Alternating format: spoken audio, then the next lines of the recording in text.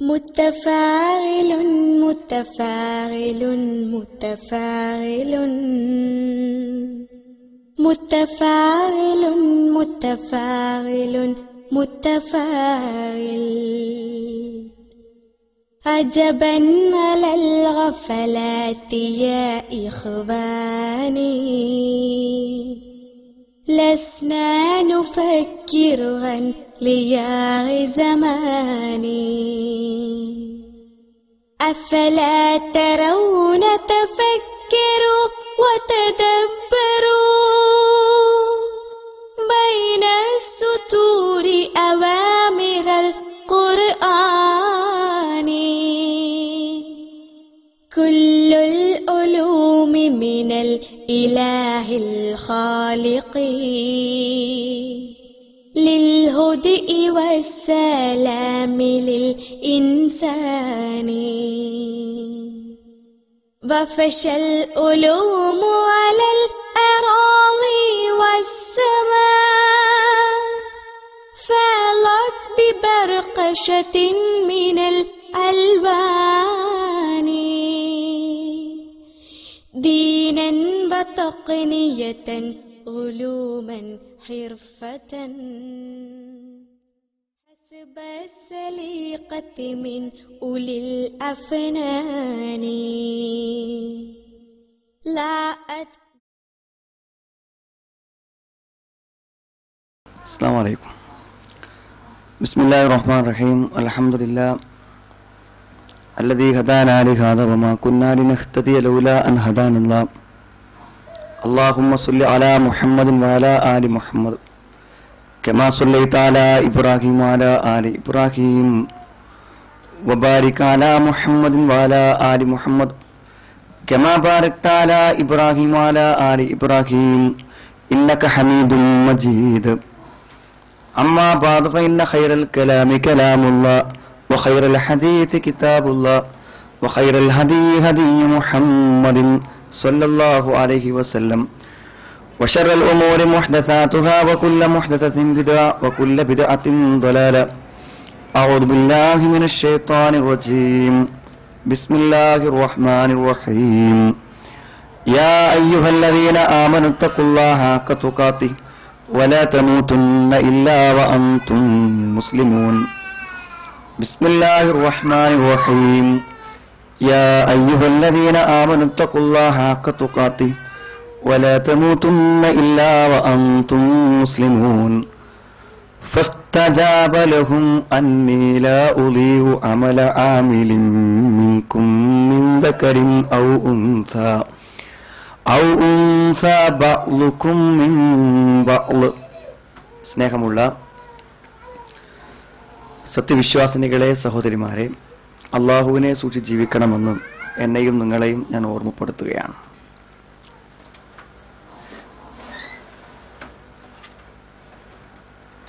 സ്ത്രീകൾക്ക് വേണ്ടി മാത്രമായുള്ള ഒരു ക്ലാസ്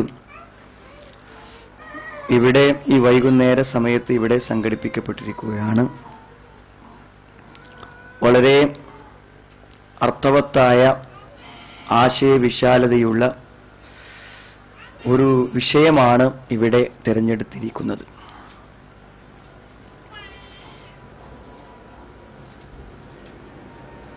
നമ്മുടെ സമൂഹത്തിൽ ജീവിച്ചുകൊണ്ടിരിക്കുന്ന സ്ത്രീയായാലും പുരുഷനായാലും അവരോടെല്ലാവരോടും നമുക്ക് ധൈര്യമായി ചോദിക്കുവാൻ പറ്റുന്ന ഒരു ചോദ്യമുണ്ട്: ആരുടെ മകനാണ്, ആരുടെ മകളാണ്? അതൊരു അഡ്രസ് മാത്രമല്ല, ഒരു മേൽവിലാസം മാത്രമല്ല. അതിന് മറുപടിയായി പറയപ്പെടുന്ന മാതാവിന്റെയും പിതാവിന്റെയും സ്വാധീനം നമ്മളിൽ എല്ലാവരിലും ഉണ്ട്. നമ്മുടെ ജീവിതത്തിന്റെ നന്മകളിലും ജീവിതത്തിന്റെ കാഴ്ചപ്പാടുകളിലും തിന്മകളിലുമെല്ലാം ചെറിയൊരു സ്വാധീനം നമ്മുടെ മാതാപിതാക്കൾക്കുണ്ടാവാം. മറ്റൊന്നും ശ്രദ്ധിക്കാതെ ഒരു കുഞ്ഞിനെ മാത്രം ശ്രദ്ധിച്ച് ജീവിക്കുവാൻ അവസരമുള്ളവളാണ് ഒരു മാതാവ്. അല്ലെങ്കിൽ ഒരു സ്ത്രീ. ജീവിതത്തിലെ ഏറ്റവും പ്രധാനപ്പെട്ട ജോലിയായി, ദൗത്യമായി, ഉത്തരവാദിത്തമായി മറ്റൊന്നും ശ്രദ്ധിക്കാതെ, മറ്റൊന്നും ചിന്തിക്കാതെ മക്കളെ മാത്രം ചിന്തിച്ച് വളർത്താൻ പറ്റുന്ന ഒരു സാഹചര്യം ഒരുപക്ഷെ പുരുഷനേക്കാളും ഒരു സ്ത്രീക്കാണ് ലഭിക്കുവാനുള്ള സാധ്യത. അതുകൊണ്ട് തന്നെ ഒരു നല്ല സമൂഹത്തിലെ ഏതൊരു നന്മയ്ക്ക് പിന്നിലും, ഒരു നല്ല സമൂഹത്തെ സൃഷ്ടിക്കുന്നതിന് പിന്നിൽ ഒരു സ്ത്രീയുടെ പങ്ക് വളരെ വലുതാണ്. അതുകൊണ്ടാണ് മനഃപൂർവ്വം ഇങ്ങനെ ഒരു വിഷയം ഇവിടെ തിരഞ്ഞെടുക്കപ്പെട്ടിരിക്കുന്നത്. ജീവിതത്തിൽ കഴിയാവുന്നത്ര നന്മകൾ ചെയ്ത് ജീവിതത്തെ നഷ്ടപ്പെടുത്താതെ പരലോകത്ത് സ്വർഗമായി വീണ്ടെടുക്കുകയാണ് നമ്മുടെ എല്ലാവരുടെയും ജീവിതത്തിന്റെ ലക്ഷ്യം. അതിനും നമ്മളെ സംബന്ധിച്ചിടത്തോളം ഏറ്റവും പറ്റുന്ന മാർഗം നമ്മുടെ മക്കളിലും നമ്മുടെ ഭർത്താവിലും നമ്മളിൽ ഏൽപ്പിക്കപ്പെട്ട കുടുംബ ഉത്തരവാദിത്തങ്ങളും നിർവഹിക്കുന്നത് കൊണ്ട് കിട്ടുന്ന അത്ര പുണ്യം മറ്റൊന്നൊന്നുകൊണ്ടും നേടാൻ നമുക്ക് കഴിഞ്ഞുകൊള്ളണമെന്നുമില്ല. ഇങ്ങനെയൊക്കെ ചിന്തിക്കുമ്പോൾ നമുക്ക് നമ്മുടെ ഉത്തരവാദിത്തങ്ങളെയും കുടുംബത്തെയും കുറിച്ചറിയുവാനും മനസ്സിലാക്കുവാനുമുള്ള ഒരു വിഷയമായിട്ടാണ്, ഒരു സന്ദർഭമായിട്ടാണ് ഞാൻ ഇതിനെ കാണുന്നത്. മുഖവുര ദീർഘിപ്പിക്കാതെ ചില വസ്തുതകൾ ഞാൻ മനസ്സിലാക്കിയ ഖുർആനിൽ നിന്നും സുന്നത്തിൽ നിന്നുമുള്ള എൻ്റെ അറിവിൻ്റെയും വളരെ ചെറുതായ എൻ്റെ അനുഭവത്തിൻ്റെയും അടിസ്ഥാനത്തിൽ നിങ്ങളെ ശ്രദ്ധയിലേക്ക് കൊണ്ടുവരികയാണ്. ഞാനിവിടെ പറയാൻ പോകുന്ന കാര്യങ്ങൾ ഞാൻ വളരെയധികം ചിന്തിച്ച് ചിട്ടപ്പെടുത്തിയതാണ്. ഇവിടെ വന്ന് കിട്ടിയ സമയത്തിൻ്റെ അടിസ്ഥാനത്തിൽ അതേ ഗൗരവത്തോടുകൂടെ തന്നെ നിങ്ങളത് ഉൾക്കൊള്ളും എന്ന് ഞാൻ പ്രതീക്ഷിക്കുകയും ചെയ്തുകൊണ്ടാണ് ഈ സംസാരത്തിലേക്ക് ഞാൻ പ്രവേശിക്കുന്നത്. ഈ അടുത്ത സമയത്ത് സ്വന്തം മകളുടെ കയ്യിൽ നിന്നും തങ്ങൾ നൽകാത്ത ഒരു മൊബൈൽ ഫോൺ വീട്ടിൽ നിന്ന് കിട്ടിയപ്പോൾ 18 വയസ്സുവരെ എല്ലാ അർത്ഥത്തിലും പൂർണ്ണമായ അച്ചടക്കത്തിലാണ് എൻ്റെ മകൾ ജീവിക്കുന്നത് എന്ന് തെറ്റിദ്ധരിച്ച ഒരു ഉമ്മ ജീവിതത്തിലെല്ലാം നഷ്ടപ്പെട്ടതുപോലെ മാനസികമായ പ്രയാസത്തിൽ അകപ്പെട്ടുകൊണ്ട് ആ ഒരു വിഷയത്തെക്കുറിച്ച് ചർച്ച ചെയ്യുകയും സംസാരിക്കുകയും ചെയ്തപ്പോൾ ആ കുട്ടി പറഞ്ഞു, ഉമ്മ എന്നെ വല്ലാതെ അടിക്കും, വളരെ ക്രൂരമായി എന്നെ ഉപദ്രവിക്കും, മനസ്സിന് സമാധാനവും സന്തോഷവും ഇല്ലാത്ത ഒരു വേളയിൽ തെറ്റാണെങ്കിലും ഞാൻ പുറത്ത് ഒരു അവിഹിതമായ ബന്ധം എനിക്കുണ്ടായി വന്നു. അവരേൽപ്പിച്ചു തന്ന ആ പയ്യൻ തന്ന മൊബൈലിലാണ് വായിക്കാനെന്ന വ്യാജേനെ ബെഡ്റൂമിൽ അടച്ചിരുന്ന് അവൾ ഫോൺ ചെയ്യുന്നത്. ഞാൻ അതിനെപ്പറ്റി പറയാനല്ല പറഞ്ഞത്. അപ്പൊ ഈ ഉമ്മനോട് ഞാൻ അങ്ങനെ ചോദിച്ചു, നിങ്ങൾ അങ്ങനെ ഇവളെ ഉപദ്രവിക്കാറുണ്ടോ, അടിക്കാറുണ്ടോ എന്ന് സ്നേഹപൂർവ്വം ചോദിച്ചപ്പോൾ അവർ പറഞ്ഞു, ഞാൻ ഒന്നും ചെയ്യാറില്ല. അപ്പൊ ഞാൻ ചിന്തിച്ചു, എന്താണത്? അടി കിട്ടിയ ഓരോ സന്ദർഭങ്ങളും അവൾ ഓർത്തോർത്ത് പറയുന്നു. അടിച്ചില്ലെന്ന് പറയാനാകുമോ? അടിച്ചു എന്ന് ഉറപ്പാണ്. പക്ഷേ താൻ അടിക്കുന്നു എന്ന് ഉമ്മ അറിയുന്നില്ല. അതാണ് ഏറ്റവും പ്രധാനപ്പെട്ട കാര്യം. ഞാൻ എൻ്റെ മോളെ ഉപദ്രവിക്കുന്നു എന്ന് ഉമ്മ അറിയുന്നില്ല. എന്തുകൊണ്ട്? ഒരു 100 കൂട്ടം മാനസിക പ്രതിസന്ധികളാണ് അവർക്ക് ജീവിതത്തിൽ.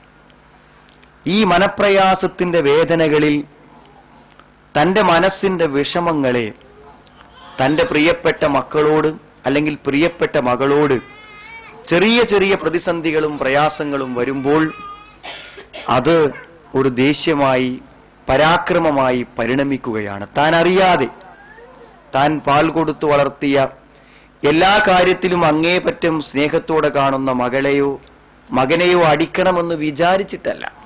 പക്ഷെ മനസ്സിന്റെ മനോവേദനകളും മനപ്രയാസങ്ങളും താൻ അറിയാതെ പ്രകടിപ്പിക്കപ്പെടുന്നു എന്നതാണ് വസ്തുത. ചോദിച്ചറിഞ്ഞപ്പോൾ അവർ പറയുന്നത് സത്യമാണത്.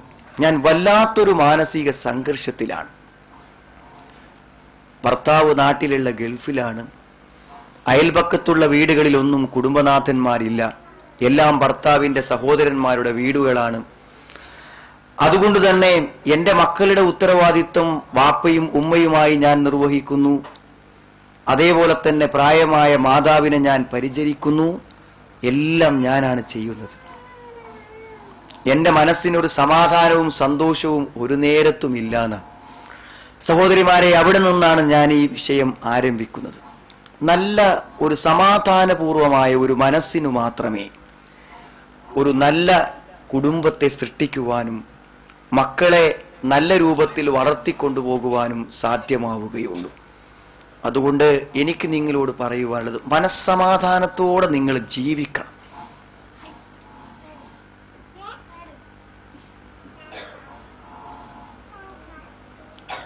മനസ്സമാധാനത്തോടെ നിങ്ങൾ ജീവിക്കണം.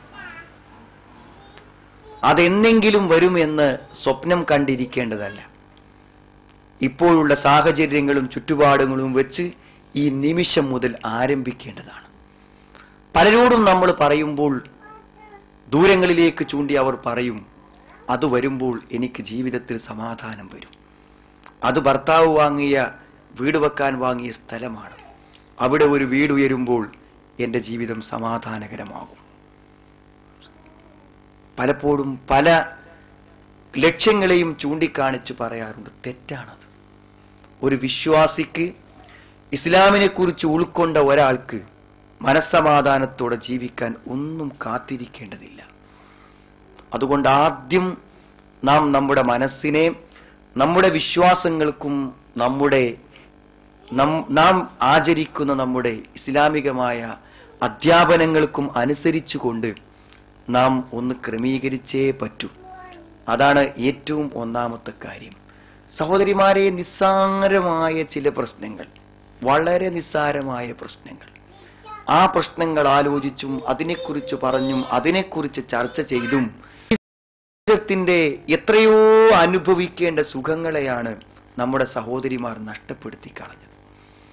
നല്ല ഭക്ഷണം, നല്ല വീട്, സ്നേഹനിധിയായ ഭർത്താവ്, നല്ല വിദ്യാഭ്യാസം, നല്ല വരുമാനം, ജീവിതത്തിന്റെ എല്ലാ സൗകര്യങ്ങളും ഇങ്ങനെ ആസ്വദിക്കാനും അനുഭവിക്കുവാനും ഒട്ടനവധി ഉണ്ടായിട്ടും നിസ്സാരമായ ഒരു പ്രശ്നത്തെക്കുറിച്ച് അനാവശ്യമായി ചിന്തിച്ചും ആലോചിച്ചും നാം ജീവിതത്തെ നഷ്ടപ്പെടുത്തുന്നത് എന്തിന്? ഞാൻ 2-3 ദിവസമായിട്ടേ ഇവിടെ വന്നിട്ടുള്ളൂ. അപ്പോൾ വളരെ കുറഞ്ഞ സമയം മാത്രമേ ഞാൻ പുറത്തിറങ്ങിയിട്ടുള്ളൂ.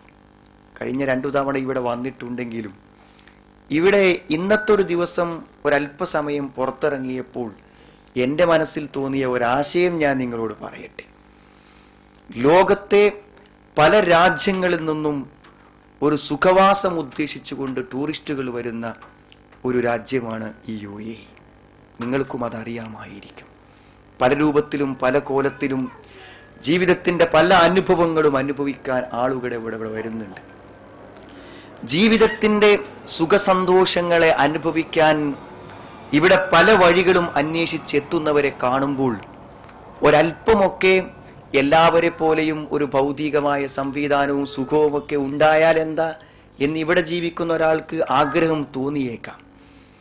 പക്ഷേ ഞാൻ മനസ്സുകൊണ്ട് പ്രാർത്ഥിച്ചു, ജീവിതത്തിൽ എന്തൊക്കെ സൗകര്യങ്ങളും സുഖങ്ങളും മനുഷ്യൻ അനുഭവിക്കുന്നുണ്ടായിരിക്കാം.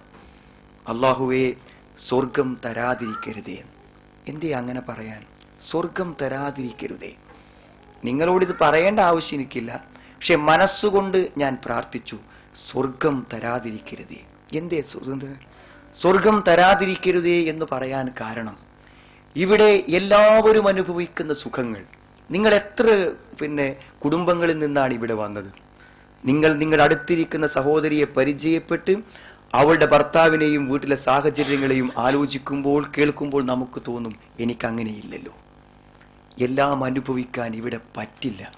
അതാണ് ഈ ലോകത്തിന്റെ പ്രത്യേകത. എല്ലാം നമുക്കിവിടെ ലഭിക്കില്ല. പലർക്കുമുള്ളത് പലതും നമുക്കില്ലാതെ പോകും. പലരും അനുഭവിക്കുന്ന പലതും നമുക്ക് കിട്ടാതെ പോകും. എല്ലാം അനുഭവിക്കാൻ, എല്ലാം ആസ്വദിക്കാൻ, മതി തീർന്ന് ജീവിക്കുവാൻ നമുക്കൊരു ലോകമുണ്ട്. ഇന്നല്ലദീന ആമനൂ വഅമിലുസ്സാലിഹാത്ത് കാനത് ലഹും ജന്നാത്തുൽ ഫിർദൗസി നുസുല ഖാലിദീന ഫീഹാ ലാ യബ്ഗൂന അൻഹാ ഹിവലാ ഇന്നല്ലദീന ആമനൂ വഅമിലുസ് സാലിഹാത്ത് കാനത് ലഹും ജന്നാത്തുൽ ഫിർദൗസ് നുസുലാ. വിശ്വസിക്കുകയും സൽക്കർമ്മങ്ങൾ പ്രവർത്തിക്കുകയും ചെയ്യുന്നവർക്ക് ഫിർദൗസ്, സ്വർഗത്തിലെ ഏറ്റവും ഉന്നതമായ ഒന്നാണ് ജന്നാത്തുൽ ഫിർദൗസ്. അതുണ്ട് എന്നാണ്. അതുണ്ട് എന്ന് പറയുക മാത്രമല്ല, എന്നിട്ട് അള്ളാഹു അതിനെ വിശദീകരിക്കുന്നു. ഖാലിദീന ഫീഹാ ലാ യബ്ഗൂന അൻഹാ ഹിവലാ. അവരതിലെന്നും ആ സ്വർഗത്തിലായിരിക്കും. ഒരിക്കലും ഒരു മാറ്റത്തെ ആഗ്രഹിക്കാത്ത, ഒരു എല്ലാ കാലത്തും ഒരേ അവസ്ഥ അനുഭവിക്കാൻ പറ്റുന്ന, നമ്മൾക്കൊരിക്കലും മടുപ്പ് തോന്നാത്ത അനന്തവിശാലമായ ഒരു സ്വർഗം നമുക്കുണ്ട് സഹോദരിമാരെ.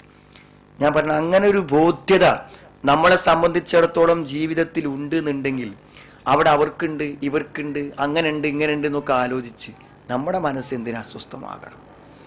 എന്താണോ എനിക്കും നിങ്ങൾക്കും ഉള്ളത് അതിൽ തൃപ്തി അടഞ്ഞ് ജീവിക്കാൻ സാധിച്ചാൽ എന്തൊരു സന്തോഷം നമുക്ക് കിട്ടും. ഖദ് അഫ്ലഹ, വിജയിച്ചു.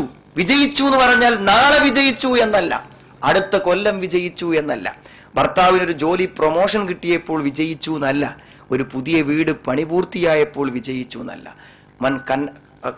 ഖദ് അഫ്ലഹ മൻ റുസിക കഫാഫൻ, ഇന്ന് നമുക്ക് കഴിക്കാനുള്ള ഭക്ഷണമുണ്ടെങ്കിൽ, വകന്നഅഹുല്ലാഹു ബിമാ ആതാഹു, അള്ളാഹു നൽകിയ കാര്യത്തിൽ സംതൃപ്തിപ്പെടാൻ ഒരാൾക്ക് പറ്റുന്നുണ്ടെങ്കിൽ, കിട്ടിയ ഭർത്താവിൽ, കിട്ടിയ സൗകര്യങ്ങളിൽ, കിട്ടിയ വരുമാനത്തിൽ, കിട്ടിയ ജീവിതത്തിൽ സന്തോഷിക്കാൻ ആർക്കെങ്കിലും പറ്റുന്നുണ്ടെങ്കിൽ അവൻ വിജയിച്ചു എന്നാണ്. അപ്പൊ ഇന്ന് നമുക്ക് എന്താണുള്ളത് അതണ്ട് ഇഷ്ടപ്പെട്ട് ജീവിക്കുക.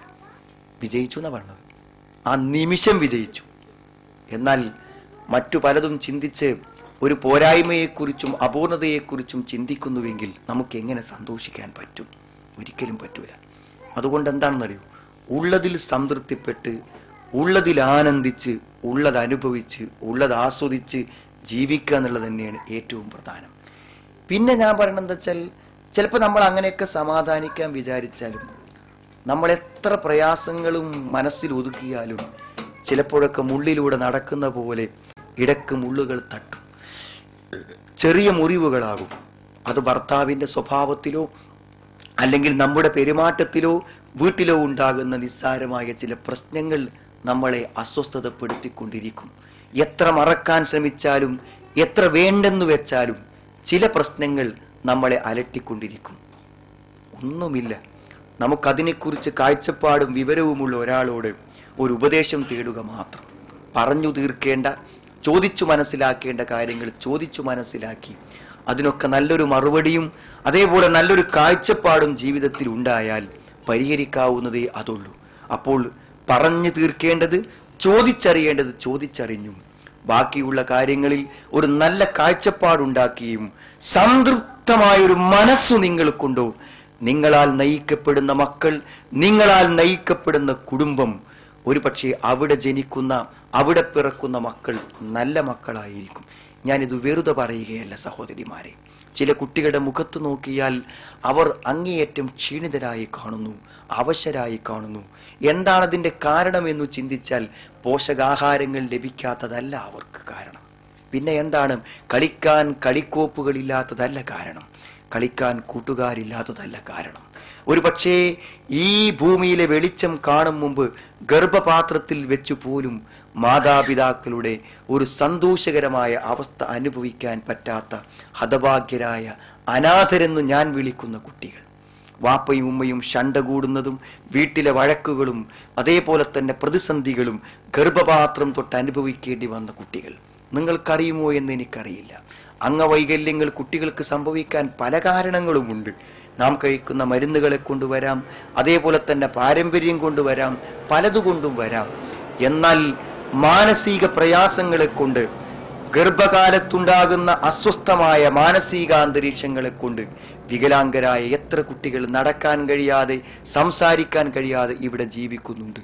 ഞാൻ പറയുന്നത് സമാധാനത്തോടെ, സന്തോഷത്തോടെ, ആഹ്ലാദത്തോടെ ജീവിക്കൂ. ഇത് യഥാർത്ഥത്തിൽ നമുക്ക് സാധ്യമാകുന്ന ഒന്നാണെന്നാണ് ഞാൻ പറയുന്നത്. എങ്ങനെയാണ് നിങ്ങൾക്ക് പറഞ്ഞു തരുകയെന്ന് എനിക്കറിയില്ല.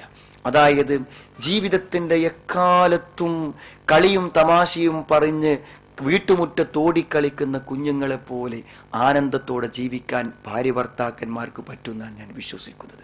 ഏതു പ്രായത്തിലും ഏതു സമയത്തിലും പറ്റും. ഒരുപക്ഷെ പ്രായപൂർത്തിയായി വരുന്ന നമ്മുടെ മക്കൾ അത്തരം തുറന്ന ഒരു ബന്ധത്തിന് നമുക്ക് ചെറിയൊരു പ്രയാസമുണ്ടാക്കിയാലും നമ്മുടെ സ്വകാര്യ സന്ദർഭങ്ങളിൽ ഒരിക്കലും പ്രായം മറന്നു ജീവിക്കാൻ പറ്റുന്ന ദാമ്പത്യ ബന്ധം, സുഖം യഥാർത്ഥത്തിൽ ഭാര്യ ഭർത്തൃ ബന്ധത്തിലുണ്ട്. ഇങ്ങനെയുള്ള ഒട്ടനവധി അനുഭവങ്ങളെ, ഒട്ടനവധി സന്തോഷങ്ങളെ നഷ്ടപ്പെടുത്തുമ്പോൾ ഒരു പുതിയ തലമുറ ഇവിടെ ജനിക്കൂല സഹോദരിമാരെ. ഒരു പുതിയ ഒരു നവോന്മേഷമുള്ള, ആവേശമുള്ള, ഒരു നല്ല മനസ്സുള്ള, മുഖത്ത് നോക്കിയാൽ പ്രസന്നതയുള്ള ഒരു കുട്ടി ഇവിടെ ജനിക്കയില്ല. അതുകൊണ്ട് എനിക്ക് പറയാനുള്ള ഒന്നാമത്തെ കാര്യം, നമ്മളൊക്കെ സന്തോഷത്തോടെ, സമാധാനത്തോടെ, ആഹ്ലാദത്തോടെ ജീവിക്കണം. അതിനെന്തു തടസ്സങ്ങളുണ്ടെങ്കിലും അത് തുടച്ചു മാറ്റി എന്നും വെളിച്ചം നിറഞ്ഞു നിൽക്കുന്ന ഒരു ഫ്ലാറ്റിൽ പരിമിതമായ റൂമിനുള്ളിൽ പോലും സന്തോഷത്തിന്റെ വെളിച്ചം രാവും പകലും തെളിഞ്ഞു കത്തുന്ന ആഹ്ലാദത്തിന്റെ താവളങ്ങളിൽ, കേന്ദ്രങ്ങളിൽ സന്തോഷത്തോടെ നിങ്ങൾ ജീവിക്കണം. അതിന് നമ്മുടെ വിശ്വാസം നമുക്ക് കരുത്തു പകരും. അള്ളാഹുവിലുള്ള അർപ്പണ ബോധം നമുക്ക് കരുത്തു നൽകും. നമ്മുടെ പ്രാർത്ഥനകൾ, നമ്മുടെ മനസ്സിന്റെ സമീപനങ്ങൾ, ഖുർആൻ ക്ലാസുകൾ എല്ലാം നമുക്ക് ആ സന്തോഷ മാനസികാവസ്ഥ നിലനിർത്താൻ സഹായകമാകുന്നതാണ്. ഞാൻ പറഞ്ഞത് നിങ്ങൾ കേട്ടുകാണും. ഒരു നല്ല സമൂഹം, ഒരു നല്ല കുഞ്ഞ് നിങ്ങളിൽ പിറക്കാൻ, നിങ്ങളിൽ നിന്ന് വളർന്നു വരാൻ ആ കുട്ടിക്കത് വേണം. നിങ്ങളൊന്ന് ചിന്തിച്ചു നോക്കൂ. നിങ്ങൾ ഏതു സമയത്തും വഴക്കടിക്കുന്ന ഒരു മാതാവിന്റെയും പിതാവിന്റെയും ഒരു കൂടെ ജീവിക്കുന്ന കുട്ടികൾ എന്തുമാത്രം മാനസിക സംഘർഷം അനുഭവിക്കും, സംശയമില്ല കാര്യത്തിൽ. അതുകൊണ്ട് നല്ല ഒരു അന്തരീക്ഷം ജീവിതത്തിലും കുടുംബത്തിലും കൊണ്ടുവരണമെന്നാണ്. രണ്ടാമതൊരു കാര്യം എൻ്റെ മനസ്സിൽ പ്രാധാന്യപൂർവ്വം ഓർമ്മ വരുന്നത്, നമുക്ക് നല്ലൊരു കുടുംബം നേരെ മുന്നോട്ട് ചിട്ടയോടുകൂടെ കൊണ്ടുപോകാൻ ആവശ്യമുള്ളത് ഏറ്റവും പ്രധാനമായിട്ടുള്ള ഒന്നാണ്. അല്പം ചിട്ടയോടുകൂടെ നമ്മൾ ജീവിക്കണം. ഞാൻ പറഞ്ഞ അലസമാണ് വീടുകളിൽ. എന്തിനല്ല ഈ ഗൾഫത്തത് ചിലപ്പോ നാട്ടിലെക്കാളും കഷ്ടമായിരിക്കും തോന്നുന്നു. അലസമായ ജീവിതം, ഒരു ഉത്തരവാദിത്വവുമില്ലാത്ത, ഒന്നും ചെയ്യാൻ മനസ്സ് തോന്നാത്ത, മടിയും അലസതയുമുള്ള ഒരു സമൂഹമായി നമ്മുടെ സഹോദരിമാർ മാറുന്നുവോ എന്ന് ആശങ്കപ്പെടണം. നിങ്ങൾക്കൊന്നും ചെയ്യാൻ പറ്റില്ല സഹോദരിമാരെ. ക്രിയാത്മക ശേഷിയുള്ള ഒരു എന്തെങ്കിലുമൊക്കെ ചെയ്യണമെന്ന് മനസ്സുള്ള നല്ല ചിട്ടയും വ്യവസ്ഥയുമുള്ള ഒരു കുഞ്ഞിനെ നമ്മുടെ കുടുംബങ്ങളിൽ നിന്ന് എങ്ങനെ ഉണ്ടാവും? അലക്കാനുള്ള വസ്ത്രങ്ങൾ 2-3 ദിവസം ബാത്റൂമിന്റെ മൂലയിൽ കിടക്കുന്ന, ഭക്ഷണം ഉണ്ടാക്കണോ ഉണ്ടാക്കണ്ടയോ എന്ന് ചിന്തിച്ച് ഭക്ഷണത്തിന് വേണ്ടി കുട്ടികളും ഭർത്താവും വന്നെത്തുന്നത് വരെയും തീരുമാനമെടുക്കാതെ അലസമായി ഇരുന്ന് ഒരു ദിവസം നേരം വെളുത്ത് വൈകുന്നേരമായാലും വീടിന്റെ മൂലകളിലും അവിടവിടങ്ങളിലുമുള്ള വസ്തുക്കളെ ചിട്ടയോടുകൂടി ഒരു ഭാഗത്തേക്ക് പെറുക്കി വെക്കുക പോലും ചെയ്യാതെ 12-18 മണിക്കൂർ ആ വീട്ടിനുള്ളിൽ ഒന്നും ചെയ്യാതെ അലസമായി എന്തൊക്കെയോ ആലോചിച്ച് സമയം നീക്കുന്ന സഹോദരിമാരുടെ എണ്ണം വർദ്ധിച്ചു വരികയാണ്. എങ്ങനെയാണ് നിങ്ങളുടെ വീട്ടിലെന്ന് എനിക്കറിയില്ല. കുട്ടികൾ ഉണരും മുമ്പ്, ഭർത്താവ് ഉണരും മുമ്പ് ഒരു അതിഥിയെ സ്വീകരിക്കത്തക്ക വിധത്തിൽ രാവിലെ വീടുകൾ ഒരുങ്ങുന്നത് എന്നാണ്. നല്ല സന്തോഷത്തോടുകൂടെ, നല്ല ഉന്മേഷത്തോടുകൂടെ. ഒരു ഭർത്താവ്, ഒരു പിതാവ് എന്നോട് പറഞ്ഞതാണ് ഒരാഗ്രഹവും. രാവിലെ സുബഹി കഴിഞ്ഞ് പള്ളിയിൽ നിന്ന് വീട്ടിലേക്ക് എത്തുമ്പോൾ ഉണർന്നു നിൽക്കുന്ന ഒരു വീട് കാണാൻ ഞാൻ കുറെ ആഗ്രഹിച്ചു. വീടൊന്നുണരാൻ, വീടെങ്ങനെ ഉണരും സഹോദരിമാരെ? വീടുണരുമോ? വീടുണരില്ല. വീട്ടിലുള്ള ഭാര്യ ഉണരണം, മക്കൾ ഉണരണം. ഉണരാത്ത വീടുകൾ, 8 മണിയായാലും ഉണരാത്ത വീടുകൾ, അലസമായ ജീവിതം. അങ്ങനെ ഒന്നും ഇസ്ലാം നമ്മളെ പഠിപ്പിക്കുന്നുണ്ടോ? ഇല്ല.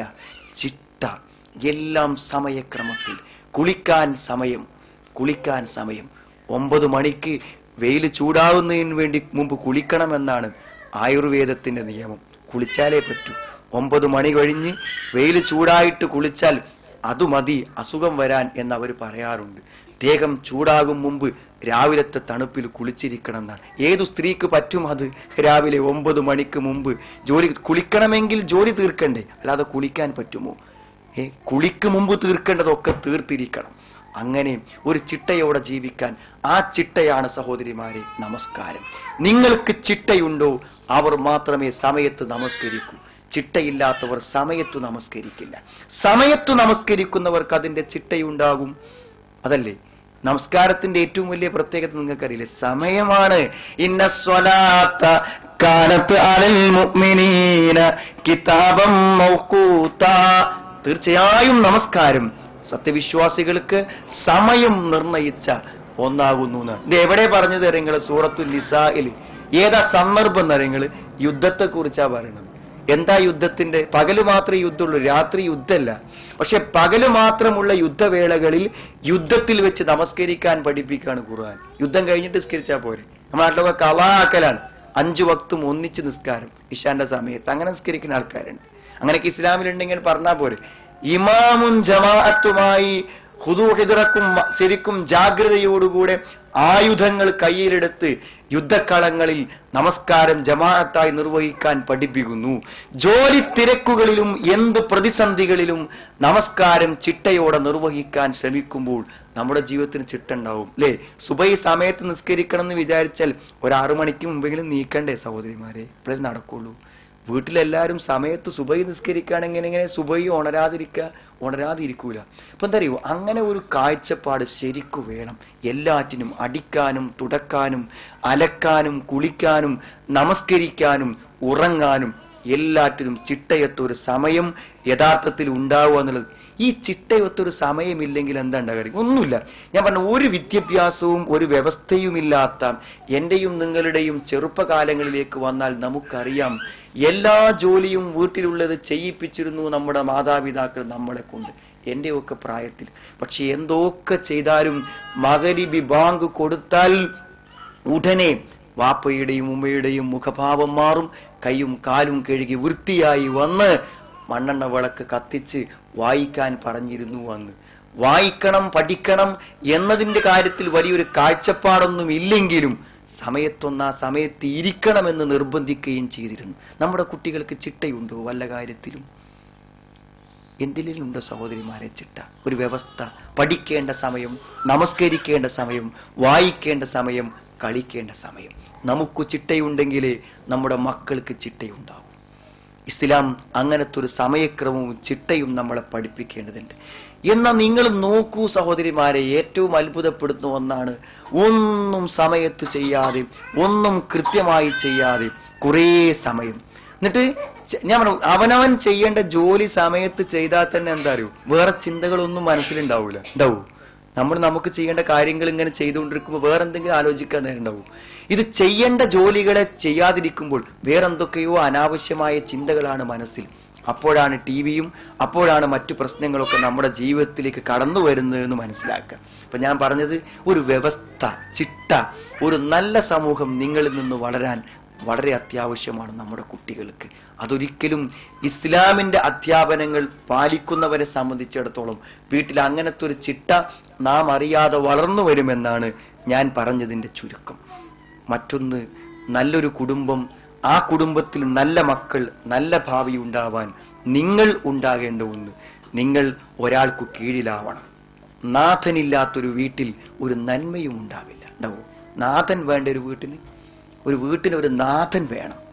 ഒരു കപ്പലോടുമ്പോൾ ഒരു കപ്പിത്താൻ ഉണ്ടാവും. ആകാശത്ത് വെച്ച് എന്തെങ്കിലും ചെറിയ പരിഭ്രമാവസ്ഥകൾ ഉണ്ടായാൽ ക്യാപ്റ്റനെ കുറിച്ച് പരിചയപ്പെടുത്തും വിമാനത്തിൽ നിന്നുകൊണ്ട്. 20 വർഷങ്ങൾ പഴക്കമുള്ള നല്ല കഴിവുള്ള പ്രാവീണ്യമുള്ള ഒരാളാണ് നമ്മുടെ പൈലറ്റ്. ഒന്നും പേടിക്കണ്ട എന്ന് പറയും. എന്ന് പറഞ്ഞാൽ സഹോദരിമാരെ, ഞാൻ പറഞ്ഞതിന്റെ ചുരുക്കം, ഒരു നാഥൻ വേണം. അപ്പൊ എന്തറിയൂ, സാധാരണഗതിയിൽ ഭർത്താവിന് ഒരു വീട്ടിന്റെ ഉടമസ്ഥൻ എന്ന നിലക്ക് ഒരു സ്ഥാനം ഇസ്ലാം അനുവദിച്ചു കൊടുത്തിട്ടുണ്ട്. അത് നഷ്ടപ്പെടുത്താൻ ഒരിക്കലും അനുവദിക്കരുതെന്നാണ്. അത് നിലനിർത്തുന്നിടത്താണ് ഒരു കുടുംബത്തിന്റെ വിജയം. നാഥനില്ലാത്ത കുടുംബങ്ങളാണ് സഹോദരങ്ങളെ യഥാർത്ഥത്തിൽ പ്രതിസന്ധികളും പ്രയാസങ്ങളും ഉണ്ടാകുന്നത്. ഞാൻ വെറുതെ പറയല്ല. ഈ +2നും കോളേജിലൊക്കെ പഠിക്കുന്ന പെൺകുട്ടികൾ അന്യ ചെറുപ്പക്കാരെ കൂടെ ചാടിപ്പോയി, ഇറങ്ങിപ്പോയി എന്നൊക്കെ പറഞ്ഞ കേസുകൾ നമ്മുടെ നാട്ടിൽ കൂടി വന്നുകൊണ്ടിരിക്കുകയാണ്.